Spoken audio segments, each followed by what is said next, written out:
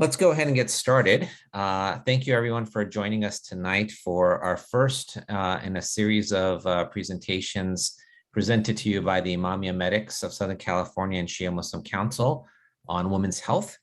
Let me just introduce our organizations and our moderator here today, and we'll get started with our speakers. First of all, we want to thank both of our organizations that are sponsoring today's event, Imamiya Medics and Shia Muslim Council. Let me tell you a little about Imamiya Medics. It's a global platform for Shia Muslim health and science professionals, career development, as well as the opportunity to offer health education and services to the underserved population globally.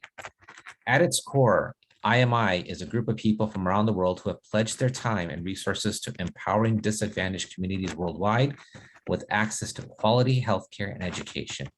So thank you to Imamiya Medics for sponsoring today. And also Shia Muslim Council of Southern California. It's an independent umbrella organization comprising of various Shia Muslim centers, mosques, and organizations in Southern California. The primary objective of SMC is to provide a platform to facilitate the exchange of ideas and experiences to enhance and support religious, social, humanitarian, and educational development initiatives, and to cooperate with like-minded organizations to advance unity amongst Muslims. And let me introduce you to your moderator today, Dr. Shah. Dr. Shakila Shah is an internist in the Woodland Hills, California office of Kaiser Permanente. She received her medical degree from Wayne State University of Medicine and has been in practice for more than 20 years. Dr. Shah is also a counselor with the Shia Muslim Council and the chapter president of Imamiya Medics of Southern California. Dr. Shah will now take over and introduce our speakers. But before I let her do that, I just wanted to let you know there is a chat box available to put in any questions, and we'll be taking questions throughout the evening, but we'll do the Q&A towards the end. With that, Dr. Shah, please take over. Thank you very much, Brother Mehdi. Assalamu alaikum and good evening.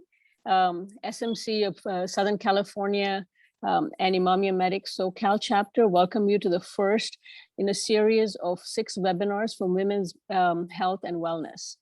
Our goal is to address and educate our community about common and important aspects of our health. As women, we have a lot of demands on our time and on our person. So only when we recognize and give our bodies, our minds and psyche the care and attention that they need, can we be successful in caring for ourselves, for our families, and for our communities. So today we have 2 exceptional ladies who are experts in the field of nephrology and cardiology. It gives me great pleasure to introduce Dr. Bemi Adenuga and Dr. Fatma Hakak. Dr. Adenuga graduated from Johns Hopkins School of Medicine and did her medical training and fellowship at the University of Pennsylvania. She's a practicing nephrologist at Kaiser Medical Center in Woodland Hills. In addition to her career, she's a proud mother of 2 youngsters, and she will enlighten us on the information about hypertension and kidney disease. So without further ado, I'm going to have Dr. Adenuga make her presentation, and then we will give our tribute to Dr. Hakak. Dr. Adenuga. Hi, Dr. Shah. Thank you so much for that very kind introduction. It's an honor to be here today. Bear with me just one moment while I share my screen. My goal today is to talk to you a little bit about hypertension, which is extremely common, and hopefully give you some useful tools that you can implement in your day-to-day lives for yourself, as well as for your family, to ensure your wellness, as well as the wellness of your family and your community. So without further ado, I'll start off by saying that I don't have any disclosures, and then just for your information, this is an informational lecture. And so as always, when it comes to your health, it's important that you consult with your own personal healthcare provider to make sure that any recommendations make sense for your individual situation. As Dr. Shah said, I'm a nephrologist. I also specialize in hypertension, and so this is an area of interest of mine. And so the outline for the next few minutes that we have together in your busy evening will be to discuss what hypertension is, what are some of the consequences of hypertension, why we worry about it, and then some useful tools and pointers about how to measure your blood pressure and keep track of it, as well as additional tools to help lower your blood pressure in the event that your blood pressure is high. So that would apply to you only if you have been diagnosed with hypertension. And as mentioned, we'll hopefully have time for questions and answers throughout the evening. So to start off, before we can talk about high blood pressure, I think it makes sense to talk about what blood pressure is, just generally speaking. And blood pressure refers to the pressure that's generated by your heart when it pumps. And when it contracts, there's a pressure within your blood vessels. And then when it relaxes, there's a separate pressure. And so because there's two separate pressures during contraction of the heart and relaxation of the heart, there are two readings when you get a blood pressure value. So for example, if you're given, you're told your blood pressure is 120/70, the 120, the top number reflects your blood pressure when the heart's contracting. That's called the systolic blood pressure. And when the heart relaxes, the diastolic blood pressure would be the lower number. So your blood pressure reading will have two components: the top number, which is the systolic blood pressure, and the bottom number, which is the diastolic blood pressure. Both numbers are of importance. In terms of what's normal and what's not, so a normal systolic blood pressure, and remember that's the top number for your blood pressure reading, should be less than 120, and a normal diastolic blood pressure is less than 80. In order to have hypertension, we diagnose that if your blood pressure is consistently over 140/90. This table highlights different blood pressure values and stages of high blood pressure. So as I mentioned, a systolic blood pressure less than 120 is normal. If your systolic blood pressure is between 120 to 129, that's considered elevated. So that might be a little bit of a yellow blinking flashlight, a little bit of a warning that your blood pressure is starting to get into a territory of concern. If your blood pressure exceeds 130 to 139, that's sort of more pre-hypertension. Some people would argue that's stage 1 hypertension, and then stage 2 when your blood pressure is consistently over 140. What are the consequences of uncontrolled hypertension? So heart disease, stroke, kidney disease are some diseases that come to mind that occur with elevated blood pressure. I'm showing a couple of graphs. The details don't matter so much as kind of the big picture. I think the first thing I'd like to highlight is that as your blood pressure goes up, your risk of heart disease goes up. And so it's very important to make sure that the blood pressure is in a normal range. The other thing that you may notice is that with each decade of life, the blood pressure trends up. And so when you're in your 40s, I should say, your blood pressure on average will be lower than someone who's in their 50s, which again is lower than someone who's in their 60s, and so on. And the point here is that as you get older, developing high blood pressure becomes very, very common. So we're all fighting the clock in a sense that as we get older, more and more of us will get hypertension. Probably estimates suggest that by the time you're in your 80s, 80% of people will have high blood pressure. In addition to increased risk of heart disease, there's also increased risk of stroke, and the same pattern applies. The higher your blood pressure, the higher your risk of stroke, and as you get older, your blood pressure also tends to increase. So let's transition a little bit. Hypertension will be diagnosed when you go to your doctor's office. You go to your doctor's office, your blood pressure is measured. Usually they'll measure your blood pressure on a few separate occasions to confirm that it's a real phenomenon. They may also ask you to check your blood pressure at home. One of the advantages of checking your blood pressure at home, as opposed to just waiting until you go to the doctor's office, is that there's a phenomenon called white coat hypertension, which many of us may experience, where you go to the doctor's office, you're in a rush, parking was terrible, you're running late, you run up the stairs. By the time you have your blood pressure checked, it runs high. But if you were to check your blood pressure at home when you're hopefully in a relaxing environment and things are not so hectic, if you were to check your blood pressure at home, you'd find that your blood pressure is actually normal. And the only way to know that there's this discrepancy is if you've actually measured at home and have something to compare to. And so it's I think, valuable in the event that you go to the doctor's office and you're told your blood pressure is high. I think it's always a good idea to check your blood pressure at home as well to confirm that the findings are consistent. Again, because you can't diagnose this if you've never checked your blood pressure at home. So you ask, well, how do I check my blood pressure at home? So first you'll have to have a blood pressure monitor, and there are many good ones out there on the market. I'll mention that for the most part, I like the arm blood pressure cuffs more so than the wrist blood pressure cuffs. We have more data as it applies to the arm blood pressure cuffs, but the wrist ones do pretty well also. But when you're checking your blood pressure at home, so step one is to prepare. So you want to make sure you're in a relaxed state of mind. You don't want to do this when you just, you're rushing out the door or you're under a lot of stress, etc. We don't want to capture those blood pressure readings necessarily for this purpose. So we want you to be relaxed. You want to be in a seated position in a chair for at least 5 minutes. So I think one mistake that we make at home, we also make at the doctor's office, is we check your blood pressure as soon as you get in. It's really important to take a moment and relax for a few minutes, 5 minutes ideally. And when you're sitting, you want to sit with your feet on the floor and you want to have support for your back. So you're not laying in bed, you're not slouched on the couch, you're sitting, the dining table might be a good example where you have a chair that supports your back. Ideally, no caffeine, no exercise, no smoking at least 30 minutes before you measure your blood pressure, and no talking. So no nagging at the kids, go do this, go do that. You want to sort of focus on your blood pressure reading for that period of time. And you want to have your arm free and uncovered of any clothing, any barrier between you and the blood pressure cuff. Step two is to make sure you're in the right position. So you're already seated, hopefully. Then the next important thing is to make sure your arm is supported at about the level of your heart, which is kind of in the middle of the breastbone or the sternum.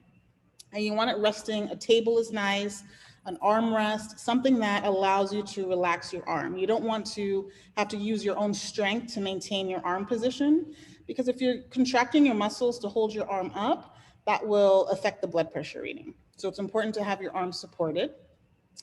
Make sure the cuff fits. You want to make sure the cuff is not too small and not too large. Most cuffs will have like an arrow to let you know if your arm is within the appropriate width or diameter or circumference. So make sure that you have the right cuff size. And then go ahead and hit the button and check your blood pressure. If your blood pressure is high the first time you check, wait another 2 to 3 minutes before you check it again. And it's always a good idea, if you don't have a monitor that's keeping track of the readings, to keep a diary or a log or make a note on your phone, somehow to keep track of those readings.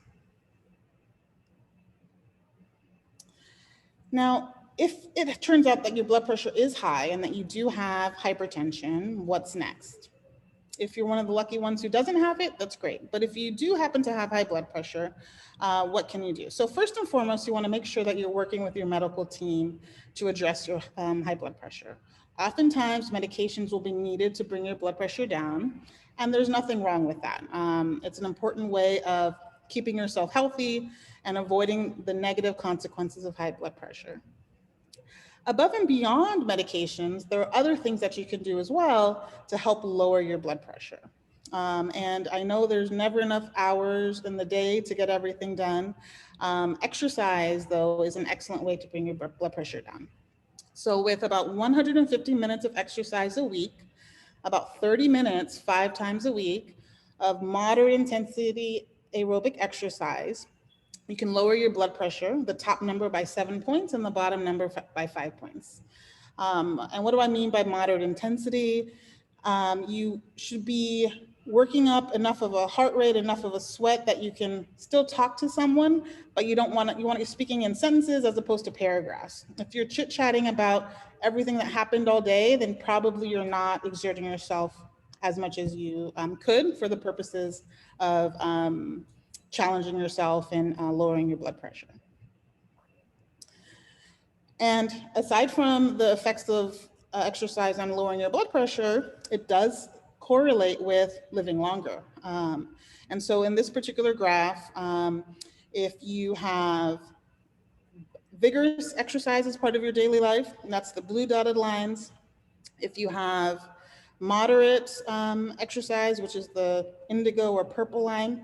Either way, both of those are linked to reduced mortality, or in other words, improved survival, living longer. So another benefit of exercise, in addition to feeling better. Now, weight is a challenge, especially as we get older. Our metabolism is not always as fast as it used to be. And so it's not uncommon to gain weight as we get older. And with that, unfortunately, comes multiple risks, including diabetes, high blood pressure, heart disease. And so we want to try and avoid these negative consequences as best we can.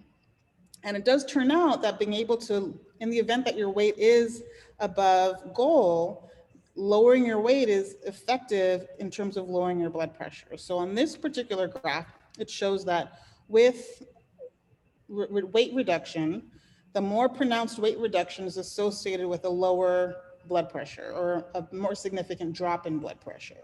And so maintaining weight, as tricky and challenging as it is, definitely has a positive benefit on lowering your blood pressure and potentially getting off of medication. Another side of the equation is food. Food is so important.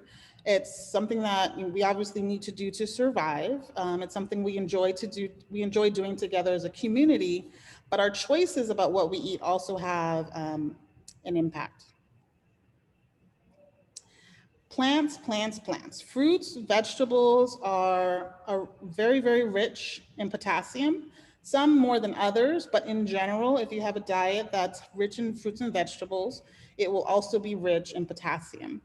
And one of the things that we've found is that potassium is very important for lowering blood pressure. And it can lower your systolic blood pressure by about 5, and it can lower your diastolic blood pressure by about 3 points.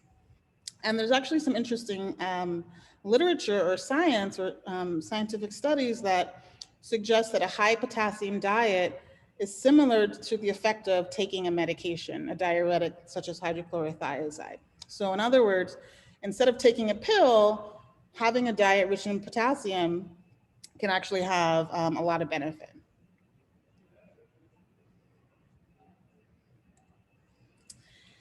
Now, we know that fruits and vegetables are good for lowering blood pressure. We also know that salt raises blood pressure. So it's important to be very mindful of salt in your diet. So we know that salt will raise blood pressure. This is a graph that looks at salt intake in our typical diet. The recommendation depends on which society you look at, but on the high end is the top black line of 2,300 milligrams of sodium. And you can see for most age groups, starting at age 4, sadly, all the way up to over 71, all age groups eat excess salt.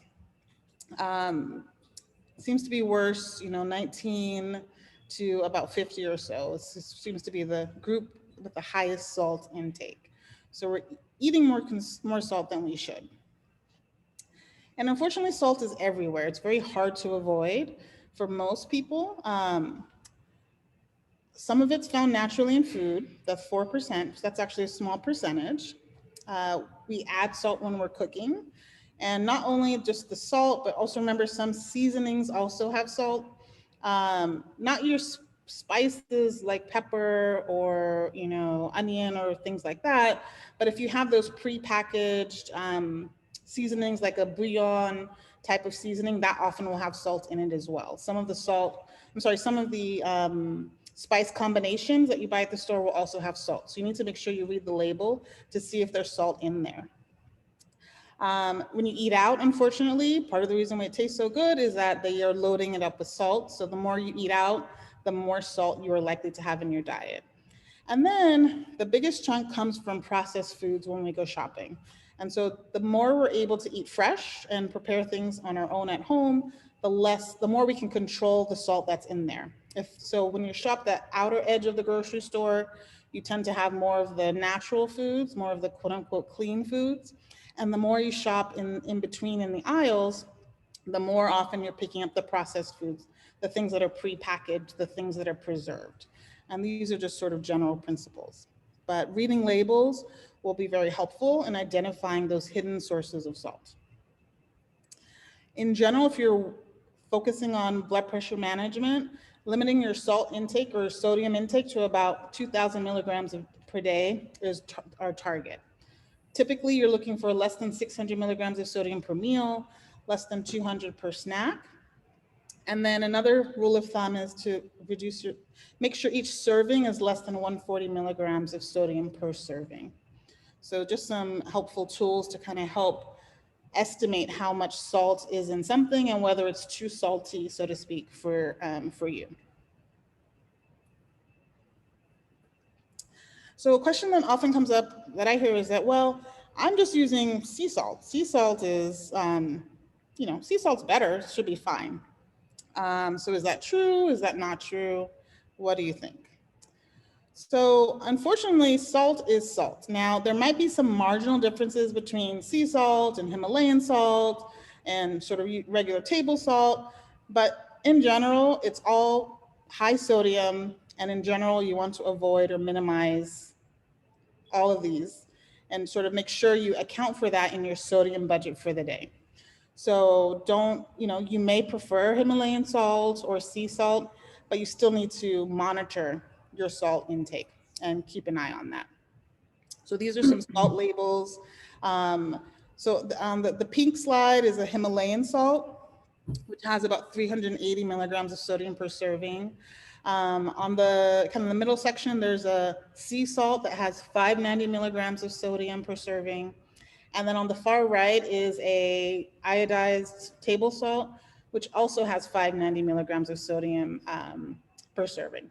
And I'm not advocating one form of salt or another, just want to make sure that you're aware that salt is salt, so you still need to keep an eye on it. So to summarize, hypertension is very common. Unfortunately, as we get older, it's just one of the realities of getting older, high blood pressure will become more and more common. And often, I don't think I mentioned this, but often just as a reminder, it's silent. So you have to check your blood pressure in order to know what it is. And we worry about high blood pressure because it increases the risk of heart disease and stroke and kidney disease. But having said all of that, it's very possible to control your blood pressure effectively. And aside from medications, your diet and exercise can have a very important impact. And to the extent that you're able to eat more potassium, eat less salt, and exercise, those are all fantastic ways of lowering your blood pressure. And finally, I know everybody's very busy, often taking care of everyone around you in terms of your families, in terms of your community, but remember to try and take time for yourself because your health is extremely important. So with that, I'll end and thank you for your attention. Thank you very much, Dr. Adenuga. That was wonderful. It was basic, but it was exactly what we needed to learn a little bit more about hypertension. Thank you.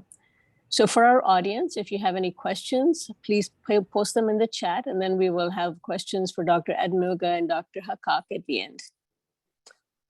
Next, I'd like to introduce the next amazing lady that we have on our panel today. This is Dr. Fatma Hakak. Dr. Hakak graduated from Kansas City University School of Medicine, osteopathic school actually, and is a practicing interventional cardiologist in Upland, California.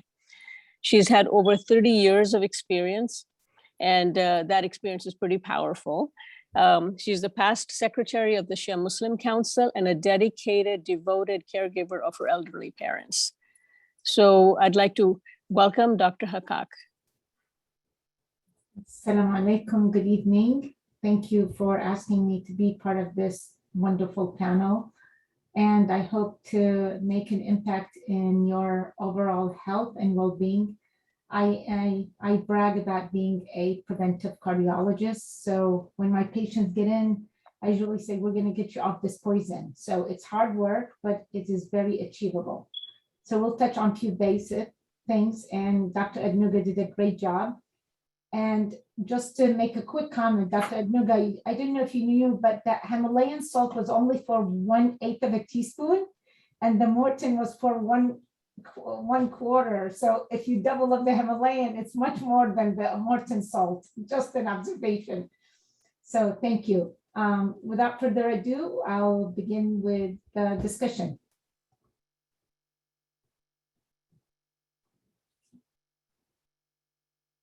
So getting to the heart of your health, I'm going to touch on a few things quickly and make you a little bit more aware and do a few things that will help prevent heart disease. And I always say the moms are, and the women in the communities are the marble bags that keeps everyone at check and in point, because if you have a healthy home, then there's generations of healthy families and members in the community. Next, let me see if I can do it. Hold on. Okay. So this is just a small diagram depicting the beautiful vascular system, which I call nanosystem. So the heart is at the center of all of it, and it just sends out various vessels to supply the brain, the kidneys, the heart itself, and the rest of your body. Next, let me see. Okay, so these are the numbers that I always tell my patients you should know. Know the following health numbers. Dr. Adnuga touched on the blood pressure and the heart rate. It's important to know that your heart rate should be between 60 and 100. Some may live at a lower number, but once you get up into the 90s, 100, you need to get that checked and to figure the underlying cause of having what we call inappropriate sinus tachycardia. Your lipid profile results is very important, and I'll go into details about that. Your BMI, which is, you can just plug in your height and weight. And I know that women cheat on their weight and men cheat on their height. So try to be honest and plug in your numbers in the calculator, and it tells you an ideal BMI is 18 to 24. However, most Americans sit between 30 and 35, which puts you in the obese category. And then anything above 35 is considered morbid obese. The area between 24 to 29 is considered overweight. If you're diabetic, you should know your hemoglobin A1C. The recommendations from the American Diabetic Association, American Heart Association, is that between 6.0 to 7.0. And the latest craze is vitamin D. I'm a big proponent of vitamin D level. I think we're all vitamin D deprived. It affects our muscles, affects our mental health, it affects our joints, and it has been linked to a lot of other cardiovascular complications. And just on a side note, they on some published study that found on autopsies of patients who died from COVID actually were vitamin D deficient. Next slide, please. So 10 risk factors Dr. Adnuga touched on, and we're just going to go over it. So there's obesity and overweight, high cholesterol, diet, lack of exercise, diabetes, high blood pressure, smoking in any form of smoking, whether you do hookah, cigar, small cigar, big thick cigars, chewing tobacco. It's all the tobacco in any form is harmful and has a deleterious effect on the cardiovascular and pulmonary system. You know, there's things that we cannot change aging. As we get older, it's inevitable that the arteries become stiffer and we will develop heart disease as well as hypertension.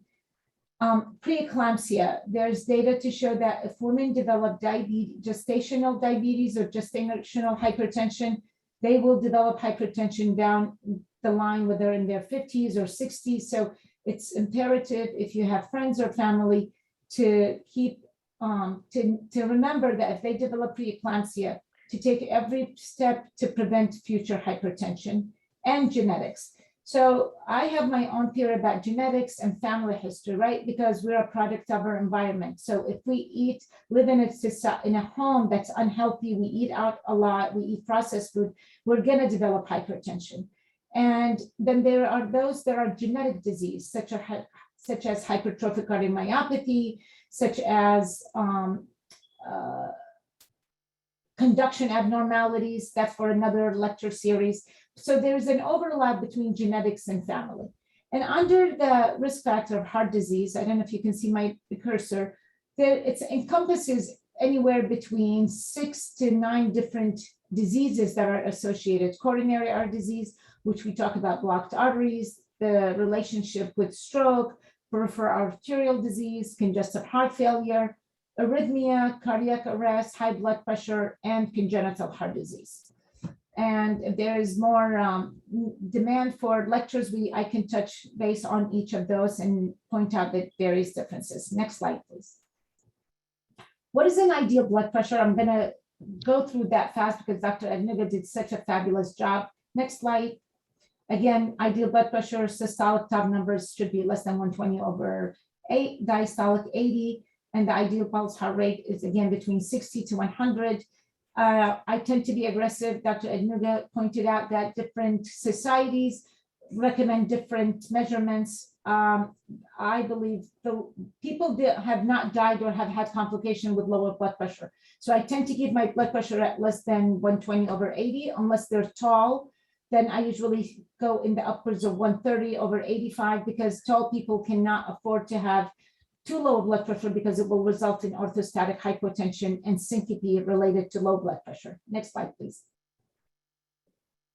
So when the heart pumps blood through the arteries, puts the pressure on the arterial wall, and this is what happens. And over time, if you have uncontrolled hypertension, you can develop aneurysm, and that's how you develop abdominal aortic aneurysm. It causes for atherosclerosis and shearing in the arteries, which causes plaque formation, buildup, and results in narrowing of the arteries. So that's how, as the blood pressure is ejected from the heart through every artery, causes, that's how we measure the blood pressure.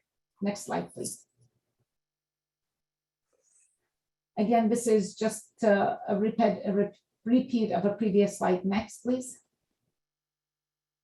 And this is how the pressure is measured in the cuff. The first heart sound that we hear as physicians and healthcare providers, the first heart sound is called Korsakoff's heart sound. The second one is the number that's reported as systolic, and we lower the dial. Nowadays, they have digital machines, and then the last heart sound is your diastolic blood pressure. And that's how the number of the blood pressure is derived at, from the highest first heart sound to the last heart sound that is noted.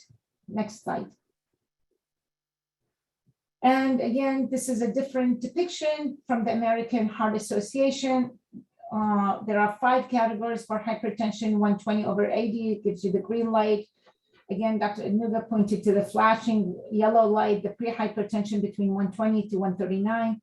Over 80 to 90, high blood pressure stage 1, consider 140 to 159 and 90 to 99. Second stage is considered 160 to greater, over 100. And then hypertensive crisis, which results in patients having either chest pain or stroke-like symptoms or headaches or visual disturbance. And it's that number is usually above 180 over 110. Next slide. So the risk factors that results in hypertension: obesity, inadequate physical activity, stress, tobacco use, harmful use of alcohol, and unhealthy diet. All with time results in the onset of the primordial pre-hypertension. And then this is where we're at right here: primordial prevention, population approach, awareness programs, talking to community members, giving community lectures, going to health fairs in your community to find out what your blood pressure is. Most of the time, people find out they have high blood pressures when they apply for health insurance. They get their blood pressure taken as part of their screening, and next thing they know, they're calling their primary or calling their friends and saying, you know, I've been found to have high blood pressure. And then pre-hypertension, there is high-risk approach, lifestyle modification, dietary changes. It's very important to understand that I am very big on telling my patients and knowing culturally, it's not being racist, it's just being aware of different cultures. So in the Filipino culture, they use, and Asian cultures, they use a lot of fish sauce. Fish sauce has high amount of sodium. So does soy sauce. In 1 tablespoon of soy sauce has 1,500 milligrams of salt. That's your whole daily allowance of sodium, not counting anything else. So soy sauce is one big culprit for having hypertension. Once you develop hypertension, then there are various you now have hypertension. It's considered secondary prevention. We need to control blood pressure by diet, would continue to have the primary prevention aspect. In addition, we add medications and screening for complications such as eye exam, carotid ultrasound, echocardiogram to make sure there's no hypertrophy of the ventricle or stiffness of the ventricle, and in that case to prevent early complications. And then the tertiary prevention is when people have developed end-stage complications such as heart failure, concentric LVH, abnormal EKG because the heart is so stiff from the silent blood pressure that has gone unnoticed. And then again, to refer to a tertiary care center or tertiary specialist for optimal management and prevent further deterioration in the end organs, such as the brain, the heart itself, and kidneys. Next slide, please. So problems caused by high blood pressure, that we alluded to earlier: stroke, vision loss, heart attacks, heart failure, kidney disease, as well as sexual dysfunction. And so in my theory is that when the blood pressure is high, that there are small blood vessels in the brain. And I always tell my patients that think of putting too much air in a tire or too much air in a balloon. What happens, though that balloon or that tire ruptures, and the same thing with these small arteries, especially in the brain. When you have high blood pressure, they're gonna burst, but they're not gonna cause stroke-like symptoms. But over the years and over the decades, you'll see patients who present with headaches or stroke or mini stroke. They get a CT scan and it shows microvascular disease, where there's atrophy of the brain. It's part of the aging, but it's also because I strongly feel that it's related to high blood pressure that has gone untreated, resulting in small vessel ruptures, causing the small vascular findings on CT scan. Next slide, please. So in the main complication, persistent high blood pressure, that's why it's so important for us to lower blood pressure. For the brain, you have cerebrovascular accident, stroke, hypertensive encephalopathy, confusion, headache, convulsions. And as they get older, they have dizziness because the brain has atrophied and now there's space between the skull and the brain. Retina of the eyes, there's hypertensive retinopathy and degeneration of the person's vision, which sometimes you may not be able to fix it with glasses and may need injections on a monthly basis to help with the hypertensive retinopathy. The heart, mainly having myocardial infarction or heart attack. You have hypertensive cardiomyopathy, where the heart is so stiff that it does not relax well, which results in heart failure. Kidneys, repeatedly untreated or persistent untreated hypertension to the kidneys will result in kidney failure that unfortunately can go into dialysis, which is not an ideal lifestyle because you have 4 hours, 3 days a week of hemodialysis. And then it also can mask your elevated blood sugar levels. Next slide, please. What is my cholesterol level and how does it affect my heart? Next slide. So lipid profile. The lipid profile, next slide, it's very complex, and what I'm going to go through each one of them, and you should know it. I know lots of patients say my cholesterol is fine. There are various numbers that we need to discuss. So what is cholesterol and triglycerides? Both cholesterol and triglycerides in the bloods are called lipids. When the blood lipid levels are high, it's called dyslipidemia because some numbers go up and other numbers are suboptimal. Next slide. So the lipid profile, also known as lipid panel or your cholesterol profile, has multiple components. The total cholesterol, which should be less than 200, we'll get into that. Triglycerides, HDL. I always tell my patients, remember your HDL because people tend to forget. Remember your HDL is your healthy cholesterol and it needs to be high. So that's an easy way to remember. Your LDL is your lousy cholesterol, and it needs to be low. Next slide. And then there's the total cholesterol, HDL cholesterol ratio, and the LDL cholesterol, HDL cholesterol ratio, as well as non-HDL and more advanced lipid profile assessment is lipoprotein little a. Next slide. So the total cholesterol in adults should be less than 200. I strive to make it less than 160.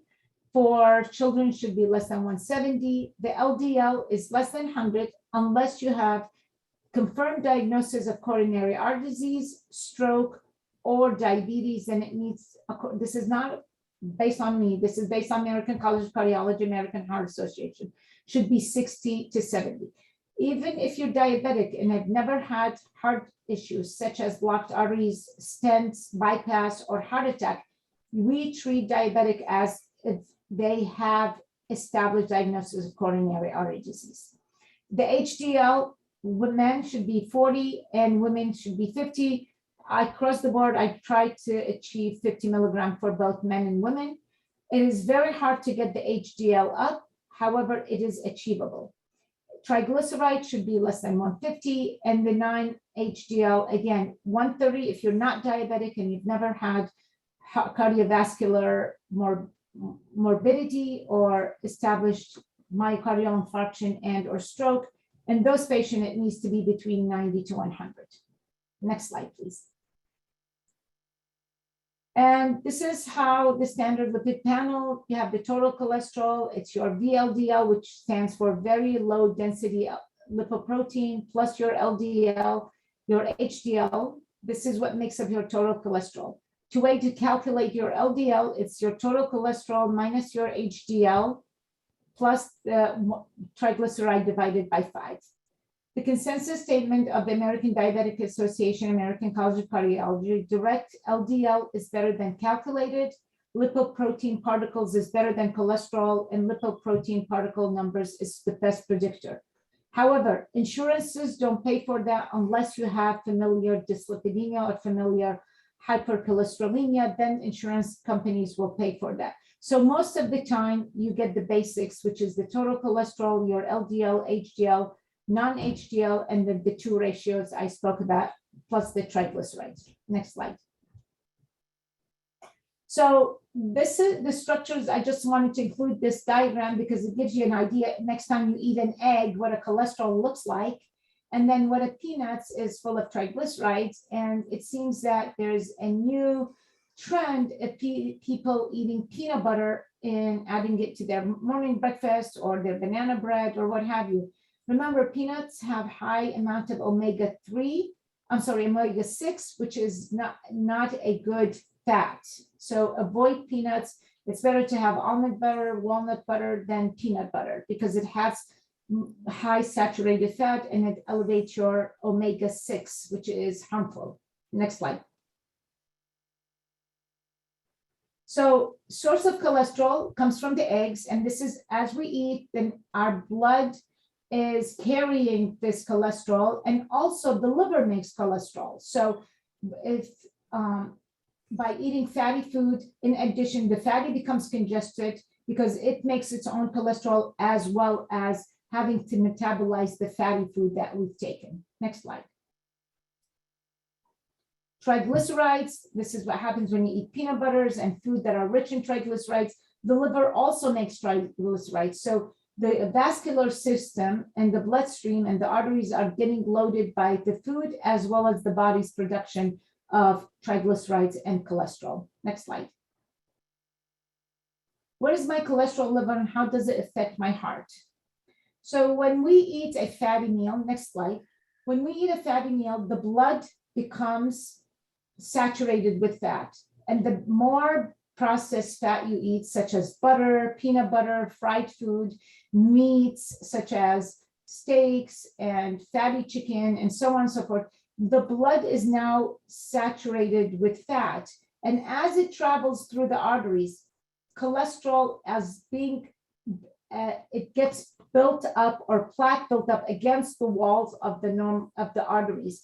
And with time, the arteries become narrower and narrower, and therefore not enough oxygenated blood is traveling to distal part of the heart and distal part of the limbs, and therefore creating symptoms of angina, which causes heart attack, or symptoms to the brain results in stroke from the blockage or narrowing of the arteries because of the diet, because of the food we eat, and because of the cholesterol and plaque buildup.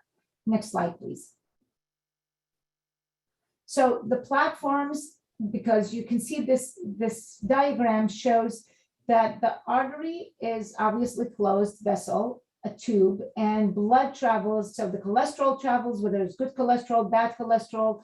And then with time, as the blood travels, there is a process that we don't know what happens, whether it's shearing of the blood or what causes damage, along with high blood pressure, along with diabetes, causes damage to the lining of the vessels and the arteries, and plaque forms over a period of time. The plaque process takes decades. So we are actually starting to see plaque buildup in 9-year-olds because of the fatty food they eat, the fast food restaurants, the Starbucks, the ice creams, and so on and so forth. So we have lots and lots of young people that I see in their 30s and their 40s that have blocked arteries that require stent placement and even bypass surgeries. So what you eat is so imperative. So next time, it's okay to splurge once in a while, once or twice a month. And the rest of it, you really should be mindful of what you're eating, because you are triggering or causing a nidus for plaque buildup, and hence increasing risk of stroke and heart attack, as well as peripheral arterial disease. Next slide.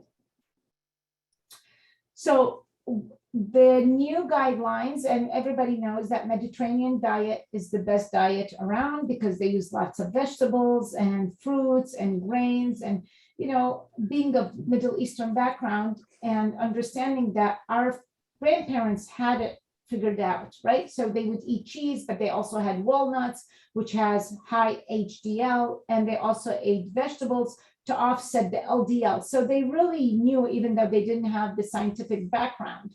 And we discovered that the walnuts, as well as good fat, can increase your HDL, which offsets the bad cholesterol. Minimize your risk of your consumption of packaged food, ice cream, high fatty food, processed food, and alcohol consumption and tropical oil. Again, there's a new trend of people eating coconut oil. Coconut oil is polysaturated fat, and it's not good for you. It will raise your cholesterol, even though you think you're eating very healthy. Next slide, please. So from the American Heart Association, How to Eat Better: enjoy more vegetables, fruits, whole grains, beans, legumes, nuts, plant-based proteins, lean animal proteins, skinless poultry, and fish. And in our family, we don't eat very much chicken because it's still lots of hormones and antibiotics. So try to minimize the chicken to probably no more than once, the most twice a week.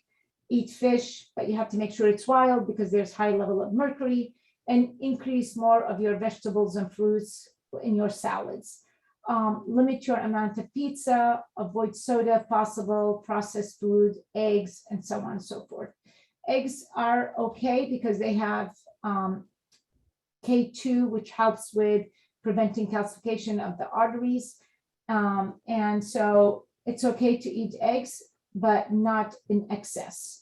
Avoid trans fat, partially hydrogenated oils found in some commercial baked goods, and fight with like donuts and Twinkies and the other, really horrible food that they leave at the front desk by the cashier to lure you to buy those products, which are not very heart healthy.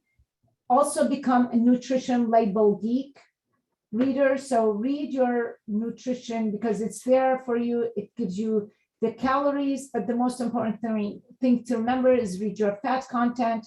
How much is it saturated, monounsaturated, the amount of salt, and the amount of carbs. So they usually take away salt, but they add carbs or sugar. They take away the salt and sugar and add fat. And the most important nutrient that we need is protein. So just be mindful of what it is that you're eating and consuming. Watch your calorie, cook at home as much as possible. Look for heart healthy labels that are labeled on most products nowadays, and avoid the salty six. Those are breads, rolls, pizzas, sandwiches, cold cuts, cured meats. They seem very easy or enticing to buy because it's easy to make your snacks and lunches for your kids, your spouses, and try to avoid those because there's really it's not a good product to consume. Soups tend to be high amount of salt. Mexican food, Chinese food also tend to have high amount of sodium and salt, so it's detrimental to your health.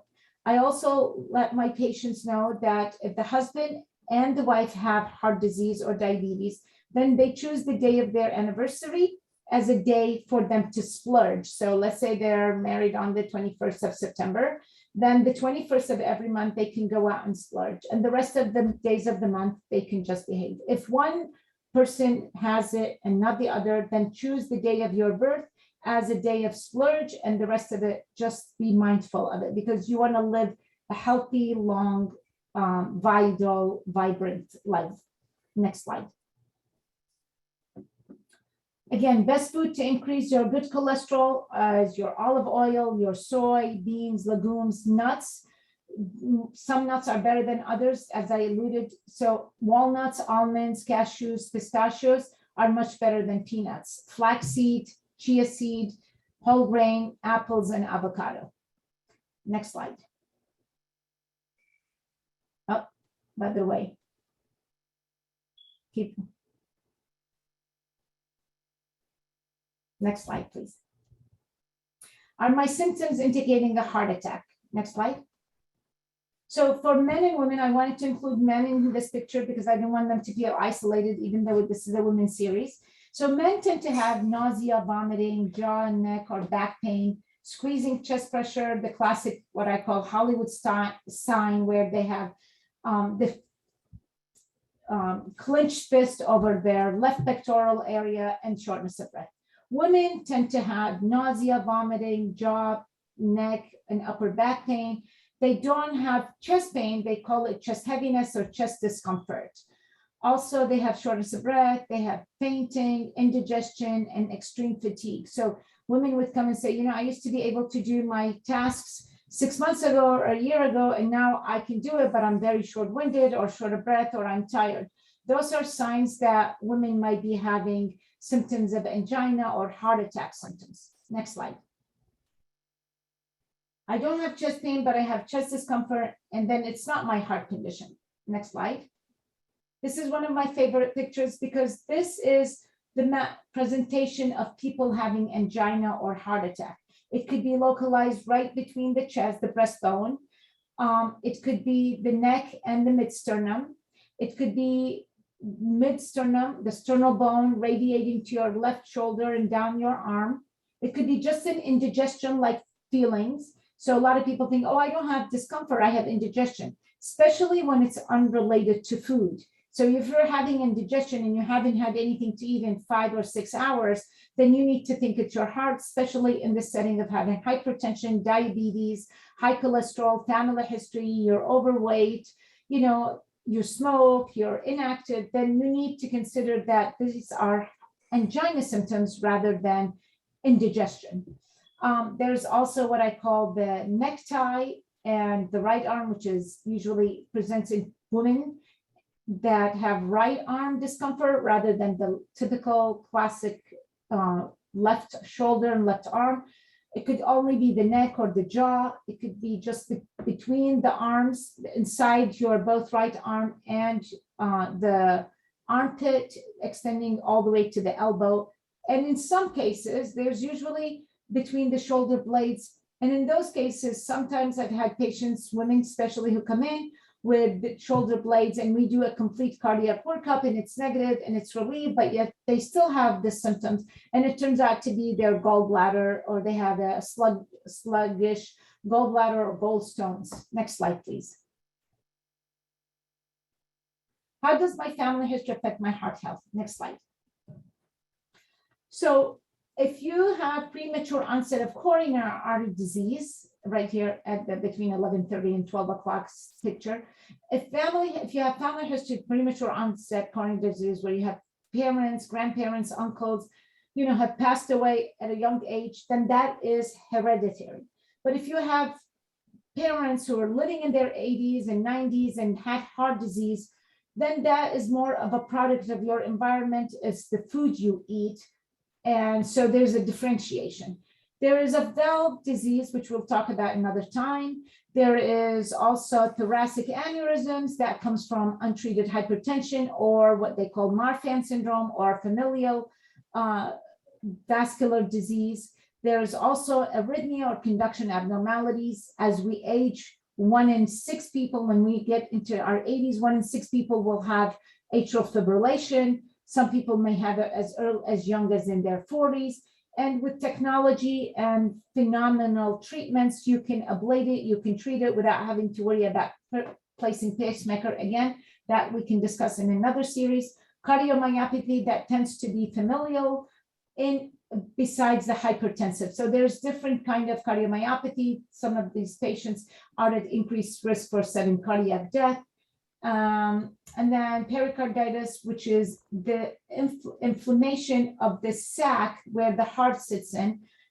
As I said before, the body is a beautiful nanosystem technology, and Mother Nature and Allah subhanahu wa ta'ala created this sac where the heart sits in it to protect it, just in case there's an accident or there's something. So there's this sac, and sometimes those sac can develop inflammation. If you have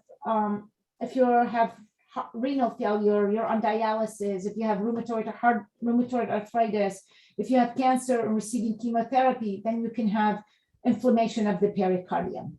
Next slide, please. How does my family history influence my heart condition? Next slide. So health problems that run in families, we all know: Alzheimer's disease, arthritis, asthma, obesity, cancer, depression, high blood pressure, heart disease, osteoporosis, and alcoholism. Again, there's an overlap between familial or genetic versus environment. We're a product of our environment. So we tend to be obese because the food we eat. We tend to have high blood pressure because the food we eat, because being inactive. So there's always an overlap between the familial as a product of the environment or hereditary, where we inherit the disease, but those usually show up at a much younger age and much younger years than the familial related to environmental. Next slide, please. Again, this is the 9 types of heart disease. We talked about heart attacks, sudden cardiac death, blocked arteries, heart failure, arrhythmia, heart defects, which is what you're born with. It's called congenital heart disease, peripheral arterial disease that affects the legs mainly, and pericarditis, as well as heart murmurs that could either be genetics or could be congenital or could be related to rheumatic heart disease, especially people if they live in India or other parts of the world that rheumatic heart disease is still prevalent in that part of the world. Next slide. Dr. Hakak? Yes, ma'am. We have about 15 more minutes, and then we have a lot of questions. Okay, I should be done shortly. So, okay, thank you. Cardiovascular system and stress. And the American Heart Association recommends slowing down. Take time, achieve your most important project, and that way you don't feel overwhelmed. 8 hours of sleep is important. There's great amount of data to show that. If you can get the 8 hours, and if you can find half an hour in the daytime to take a 20-30-minute power nap, that will also help tremendously with lowering your blood pressure and your diabetes. Just let go of worry. You can only have so much control in certain things, and stay in the moment, stay in the present time, and don't worry about what tomorrow or the next day is going to be. We all are experiencing that.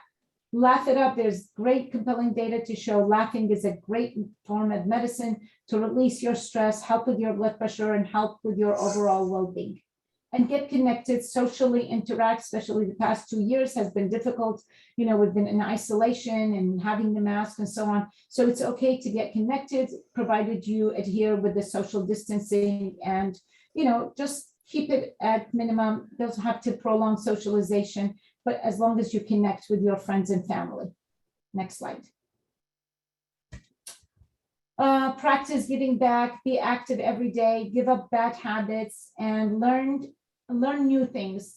Take crocheting or knitting, yoga, meditation, journaling, so on and so forth. Next. We can bypass this one.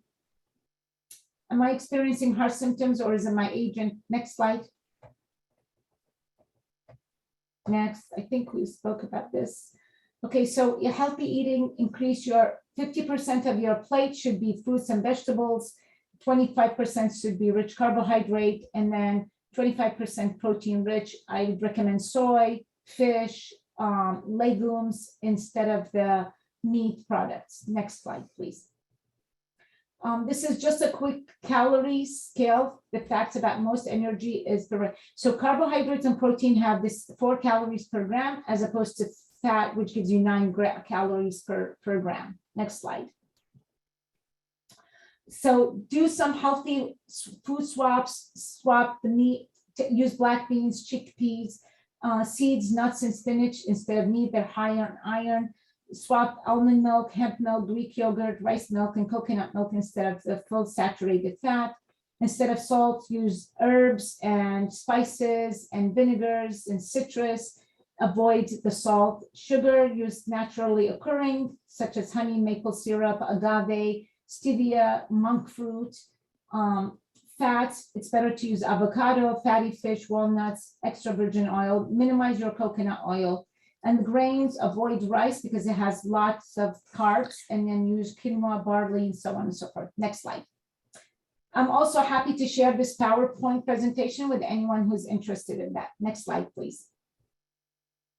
Again, the American Heart Association recommends 10 minutes of stretching is like walking a length of football field. If you do 2.5 hours of walking every week for a year, that's like walking across the state of Wyoming. If you just do 1 hour of dance every week, it's equivalent to walking from Chicago to Indianapolis.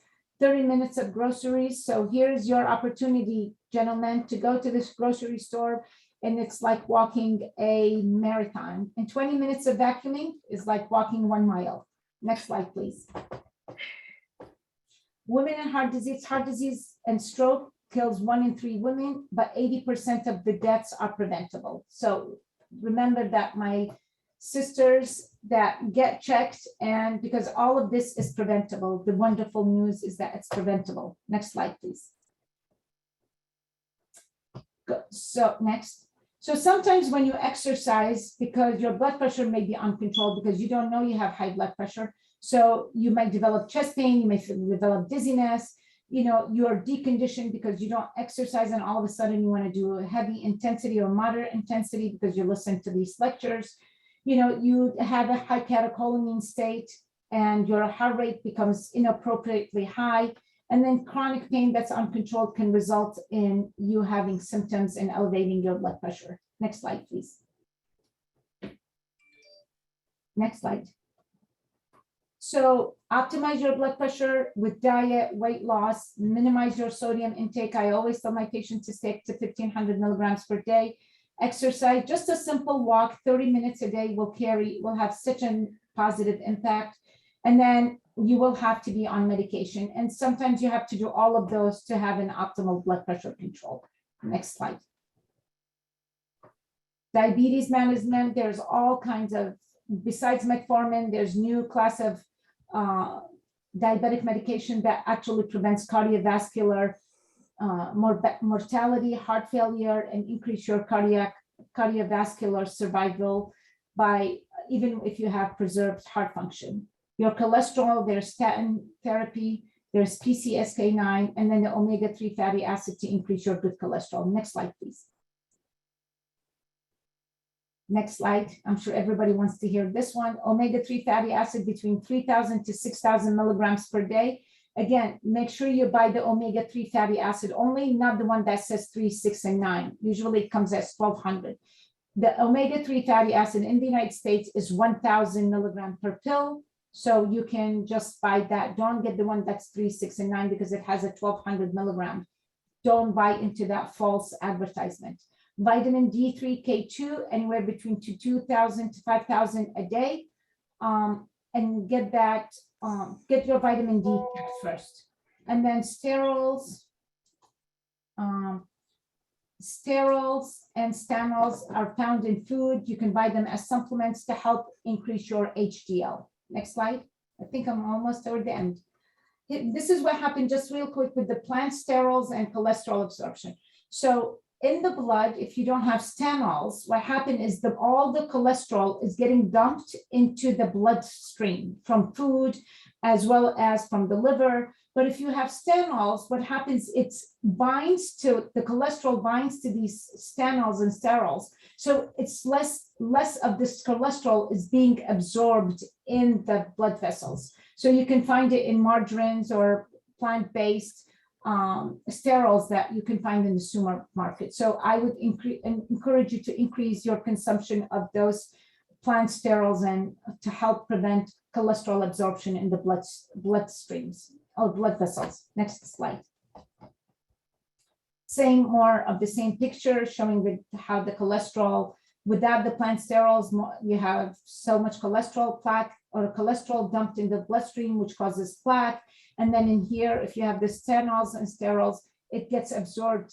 It doesn't, I should say, it bypasses, it doesn't get absorbed as much. And you end up, you end up pooping it out, the cholesterol. And therefore it would help prevent from developing plaque, which prevents heart disease as well as stroke. Next slide, please. Also, other supplements use flaxseed oil, green tea, folic acid, and garlic. What should I do if my symptoms persist? Next slide. Ask for a cardiology referral, go to the urgent care or ER if symptoms occur in the evening and or weekends and holidays.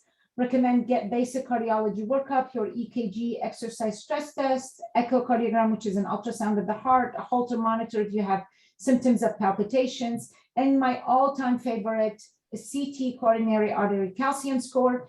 Most hospitals give it at a discounted rate. I'm not advertising for me or for my hospital, but our hospital gives it for $100, $100, and it tells you how much calcium you have. And this is a great way of risk stratifying patients. I have patients that have 0 calcium, and that's phenomenal. I have patients who've had 2,000. When they go to the cath lab, it's only on the outside. It has not pushed inward. And other people who have in the 400 and 600 or 200, they end up needing stents. But this is it's a wonderful quick test. You don't need contrast, and it gives you a wealth of information. It's 15 to 20 minutes and you're out of there. So it takes probably longer to find a parking spot than the whole test itself. Next, I think, and we're at the end. And this is my references, the CDC, Hearth.org, Go Red for Women, ACC, and NHLBI. Thank you so much. Thank you very much, Dr. Hakak. That was very informative. We do have some questions from our audience, and these are very good questions. If we may start off with the first one. This, I think, is for Dr. Adenuga. How does high blood pressure affect kidneys? Hi, good question. The same process that Dr. Hakak was talking about in terms of the pressure on the walls of the blood vessels over time and the pressure causing injury to the walls. If you think about it, your entire body has blood vessels everywhere, including the kidneys. And kidneys actually get something like 25% of blood flow per beat of the heart. So your kidney is chock full of blood vessels. And so anything that can cause damage to your blood vessels can injure the blood vessels in your kidney. I hope that answers your question. Okay. Next question. There is an individual who reports that without medication, the blood pressure is 130/100. Is this considered stage 2 hypertension? But previously the blood pressures were like 118/75. Is this something to be worried about? I would say this is a, yes, I think it's something, I don't want to use the word worry, but I would say it's something that you want to monitor and address with your physician. The diastolic blood pressure in particular is high. And so, yes, I would say that based on that reading that you've had, it is consistent with hypertension. So some of the questions I would have are consistency. Was it a one-time thing, or have you had repeated measurements that are similar? And if that's the case, and if you've already done everything you can do in terms of exercise and diet, then it may be medication may be the next step. Because there is a kind of linear relationship in the sense that every increment, every little bit your blood pressure goes up, you start to accumulate a little bit more risk for heart disease, a little bit more risk for stroke, a little bit more risk for kidney disease. And the longer you're exposed to that risk, the more concerning for your health. So it's better to address it early rather than late. So I would say you probably want to, maybe one step you could do is if you have a blood pressure cuff at home, check your blood pressure a couple times for the next few days, just so you can get a sense of the pattern. And if the readings are consistent with what you mentioned, then I would recommend seeing your primary care doctor. Good. This question is for Dr. Hakak. Say we have somebody who has coronary disease, has had a couple of stents, and then says, okay, I need to change myself. I need to follow a diet and do my exercise and everything. What is the possibility of reversing some of this disease? So there is a, again, I recommend purchasing this book. It's called Prevent and Reverse Heart Disease. It's by Caldwell Esselstyn. He is a retired cardiothoracic surgeon from the Cleveland Clinic. There is also the China study. There has been compelling amount of published data that if you go plant-based, you can actually reverse heart disease. It is a very hard lifestyle, but it is very much achievable. So I tell my patients, once you have developed or established heart disease, then I would recommend start out, it doesn't get overwhelming, start out with one meal a day of plant-based and do that for a month.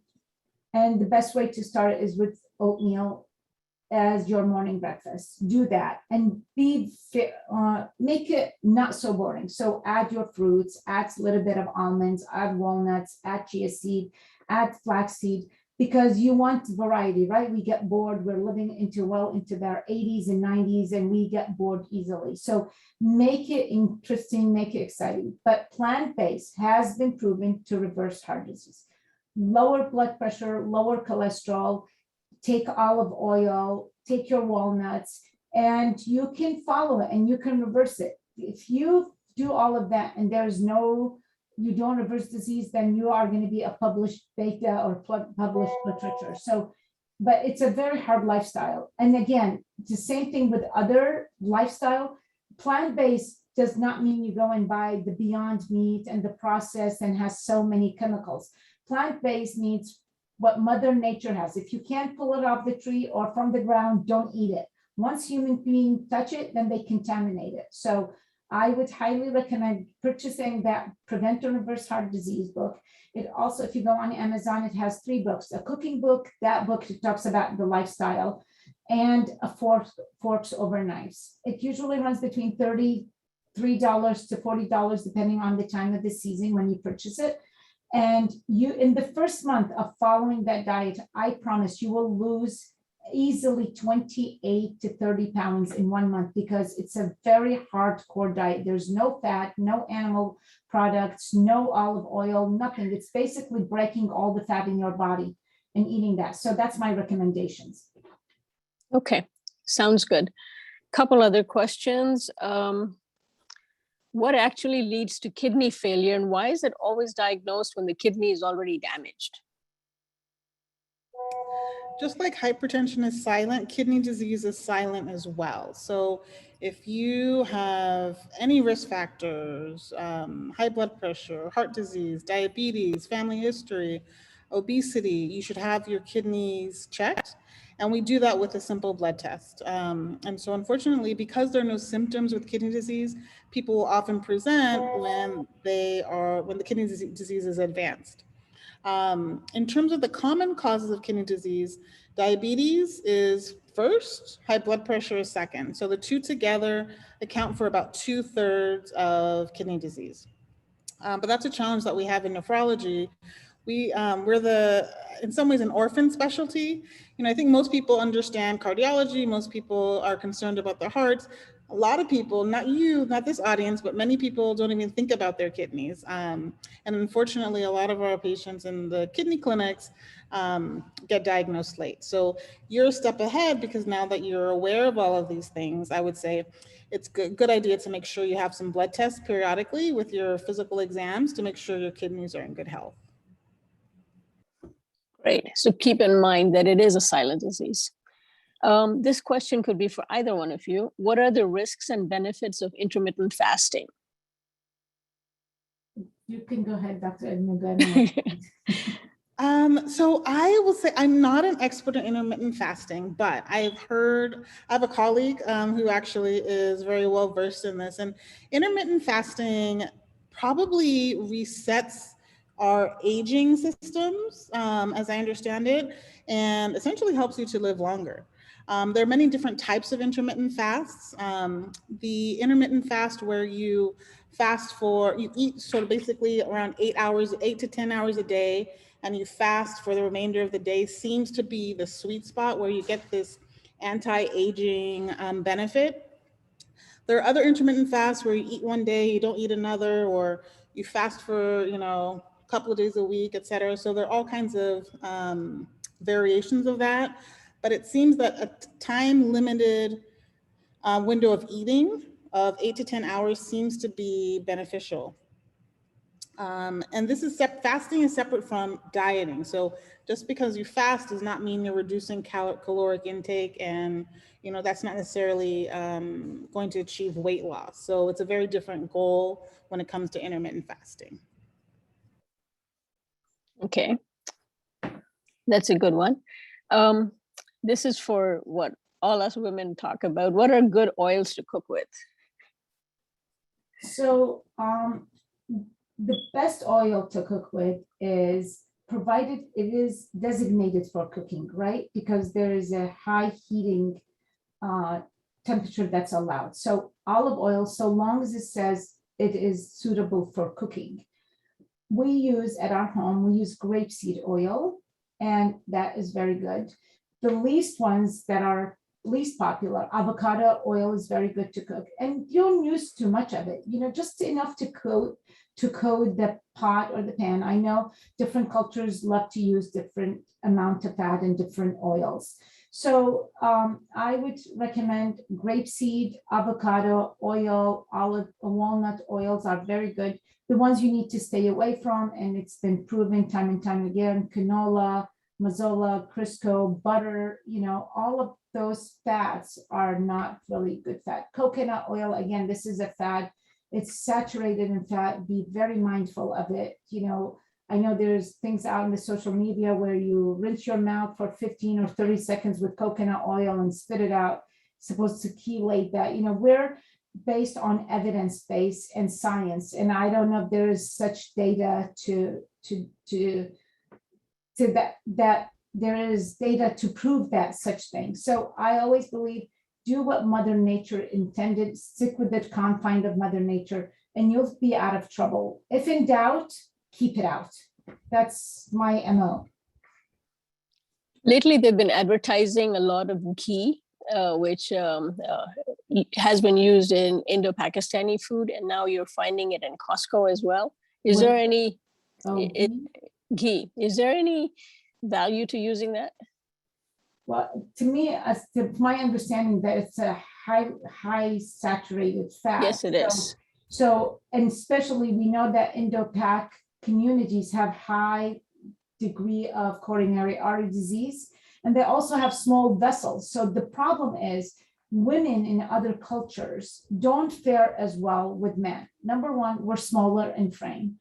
most of what we think is going to work for a 6-foot white guy is going to work for an Indian or a Middle Eastern or African American women who are smaller in size, because we don't participate in research. So there is always that dilemma. And we think what works for men is going to work automatically for women. I see it every day. Women complain of statin-induced myalgias. And, yet all the studies have shown that men were taking, or people in the trial taking 80 milligrams of atorvastatin, 40. I'd love to get my patients to take more than 10 milligrams a day of rosuvastatin or atorvastatin. They just get a lot of muscle aches. So to get back to the question, I just would not recommend animal fat. Stick with the plant-based is the key to a better health. It's just it's detoxing and stripping what you're used to from childhood to adulthood now to get used to food that it's supposed to be what I call naked food, raw food, that is what it's meant to be in its purest form. Okay, wonderful. We're almost done. There's one last question, and it's a little bit longer. This individual says, how can I check my kidneys? I'm worried that my new medication, Hyzar, will cause issues later on down the road with my kidneys. What type of blood test will check the kidneys? And then her brother had a stroke at age 38, now diagnosed with hypertension. Should I see a cardiologist? Dr. I'm going to answer the kidney part for the Hyzar, and then I will take the stroke part. Hyzar has 2 ingredients in it, which are both good for high blood pressure. And it's not uncommon to require 2 or more medications to lower blood pressure. So that in of itself is pretty common. But you're right, that combination can impact the kidneys. And so I usually, when I start that combination, I will do blood tests within 2 weeks of starting the medication. And that will include electrolytes. So that's measuring in particular the potassium in your bloodstream, as well as a test called creatinine, which is an assessment of your kidney function. And so by checking that creatinine on your blood test, that's used to estimate your kidney function, and it can be used to make sure that you're not having any adverse effects from the medication. There really isn't going to be any symptom for the most part that you can use to identify whether it's hurting your kidneys. You have to have the blood test. So definitely at least 1 blood test within 2 weeks of starting the medication. And I personally would recommend having your blood test checked at least once a year, again, just to make sure your kidney function is good, if not more often. And then given that your brother has a history of early onset high blood pressure, that's something that you would want to bring to the attention of your healthcare providers to make sure that you get a thorough assessment. So I'll transition to Dr. Hickok on that, the cardiology front. So it's very important, like every home has a fire extinguisher. Every home should have a blood pressure cuff. And the technology now, you can sync it with your phone, you can have it, and I agree with Dr. Edmund, unless the doctor's office start taking your blood pressure in the wrist, then you can buy the wrist. I'm anti-wrist blood pressure, but if you travel a lot and cumbersome, then you can do the wrist, but just know it doesn't give you the accurate blood pressure reading. Number 2 is that, I don't know if your brother smoked, if your brother's overweight, if your brother has high cholesterol, if your brother's diabetic, these all contribute to people having stroke. But if your grandfather had it, and your grandmother, uncles, and your father all have had risks or have developed stroke, then definitely should get screened and risk stratified for both the brain, the heart, as well as the kidneys. And the other, just to add a little point to your Hyzar, people tend to be more worried about what the medicine caused, but they don't think about the entity, the illness, the complication that it can cause.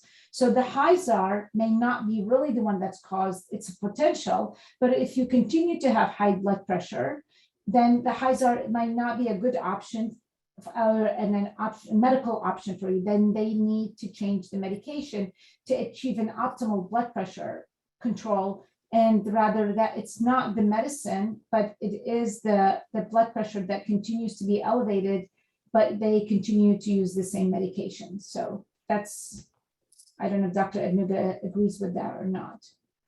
I do. I think that everyone's different. Everyone's a unique individual who responds differently to different medications. So sometimes Hyzar might work for, me, but something else works for my sister. And so it's finding the right combination of medication that works for you while avoiding side effects that I think is the key. And I think it's important to make sure that we achieve that target blood pressure.